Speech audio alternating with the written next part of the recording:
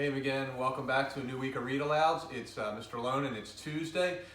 Yesterday was Martin Luther King Day, and because we didn't do a read aloud, I want to do a story about Martin Luther King today. And the cool thing is, this book actually just arrived at the library. I've been waiting for it for a while now with a new order this morning. And it's a neat little series of biographies that take famous people and tell a little story about their life. I think earlier this year we did one with Ruth Bader Ginsburg. And now we have When Martin Luther King Jr. Wore Roller Skates.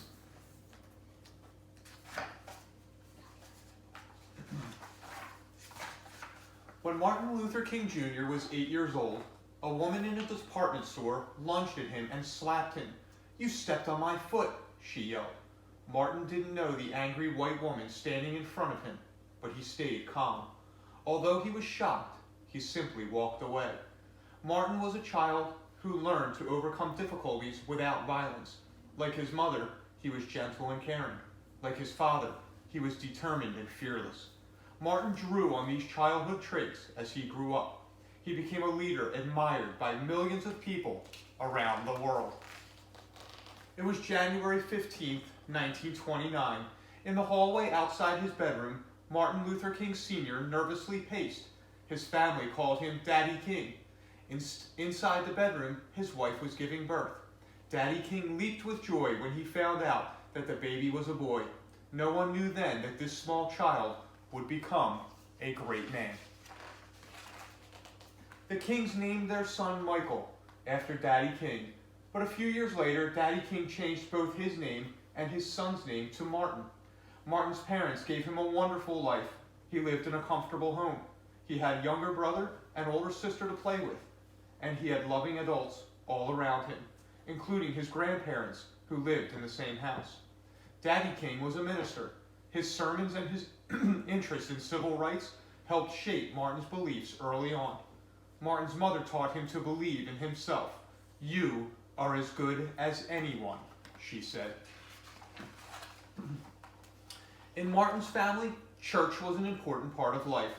Once his father hosted a guest preacher from Virginia. The man talked to folks about joining the church. Martin's sister was the first one to sign up. When he saw her joining, little Martin decided to join too. "You're only 5 years old," said the preacher. "I'm not going to let my sister get ahead of me," Martin said. "I'm joining next." Martin's family lived in a 12-room house on Auburn Avenue in Atlanta, Georgia. The house was the center of Martin's universe. In the backyard, he played with kids from the neighborhood. He roller skated and biked up and down Auburn Avenue with his friends. At school, Martin got along with the other children, but there was a school bully. When that bully hit him, Martin refused to fight back. He knew violence was not the answer. Martin's brother was named Alfred Daniel, but everyone called him AD. He and Martin loved to run and play. They played football and baseball, and they played basketball at the fire station near their house. Because of racial segregation, no black men or women worked there. But at the station, kids of different races all played together. Every evening, the Kings sat down to eat dinner together. Martin's father insisted that no one eat until he got home. When Daddy King got home late, the kids were starving, but still they couldn't eat. First, they had to recite a Bible verse. The boys were smart. The verse they often picked was just 2 words: Jesus wept. "It's the shortest verse in the Bible," Martin said with a grin. Martin often played with a boy from the neighborhood. It didn't matter to Martin that the boy was white. The two of them were good friends. One day, the boy's father told his son that he could no longer play with Martin. Martin did not understand why the boys couldn't be friends. "Why? Why?" he asked Daddy King. "Why did his father say we can't play together?" Martin's parents talked to him about race and segregation. They told him that black people were often treated terribly. Martin was shocked. He decided he should hate white people. "You should not hate the white man. It's your duty as a Christian to love him," said his parents. Martin had a hard time understanding this. "How can I love a race of people who hate me and who are responsible for breaking me up with one of my best childhood friends?" he asked. "You must try," said his mother. "One day I'll change things," said Martin. "One day I'm going to turn this world upside down." Martin was determined. He felt angry when he experienced discrimination because of the color of his skin. When he was 14 years old, Martin traveled on a bus with a teacher to a speech contest. On the way home, Martin and his teacher were forced out of their seats so whites could take them. It was a 90-mile trip. Martin and his teacher stood for 3 hours on that ride home. Martin later said, "It was the angriest I have ever been in my life." Martin was very smart. He skipped right over the 9th and 11th grades. By 15, Martin started college. In college, Martin was popular, but he wasn't sure about the rest of his life. He had always thought he would become a minister like his father, but he began to question his faith. Eventually, though, he came back to his roots. "I have decided to lead a church," he told his father.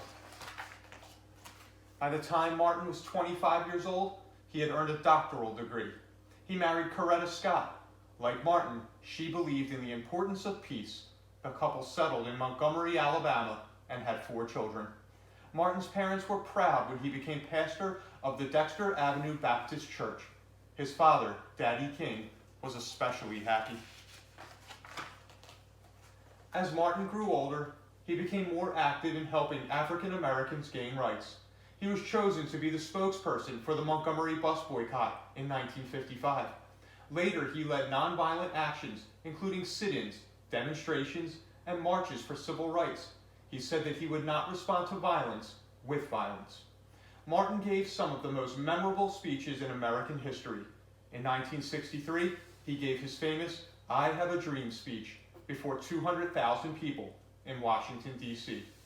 In his speech, Martin said, "I have a dream that my 4 little children will one day live in a nation where they will not be judged by the color of their skin, but by the content of their character." Throughout his life, Martin Luther King Jr. fought peacefully for civil rights. He also focused on helping the poor and on world peace. In 1964, Martin received the Nobel Peace Prize for his efforts. In 1964 and 65, he played an instrumental part in securing civil rights and voting rights for all African Americans. In 1968, Martin Luther King Jr. was shot and killed in Memphis, Tennessee at the age of 39. Throughout his life, Martin Luther King Jr. held tight to the traits he developed as a young boy: gentleness, caring, fearlessness, and determination. By staying true to himself, he became a great American leader. And that's it for the first of our read-alouds this week, McGinn. I will see you soon. Have a great week. Take care.